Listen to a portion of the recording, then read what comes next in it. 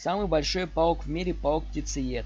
Паук-птицеед относится к виду тарантулов, волосатых больших пауков, распространенных в Южной Америке, Австралии и Африке. Этот большой паук может достигать размером 31 см в диаметре или величиной с тарелку для обеда. Максимальный вес таких огромных пауков доходит до 100 граммов.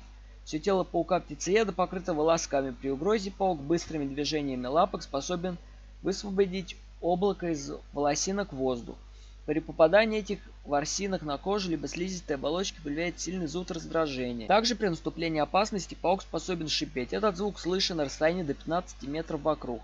Таким образом, птицеед предупреждает потенциальных врагов об опасности. Зрение у данного вида пауков слабое, несмотря на наличие 8 глаз, поэтому ориентируются они, полагаясь на вибрации, улавливаемые ворсинками, которые покрывают все тело. Несмотря на весь этот угрожающий арсенал, самый большой паук в мире не слишком опасен для человека.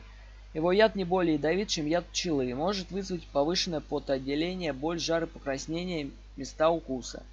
Однако стоит помнить, что зубы у самого большого паука в мире тоже самые большие, составляют 2,5 см в длину.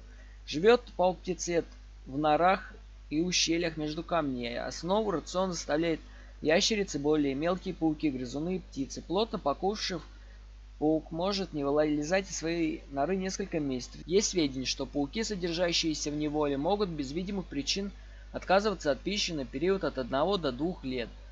Но не стоит переживать, это голодание не приносит проблемы его здоровью. Пауки-птицееды используют большой популярности как экзотическое домашнее животное.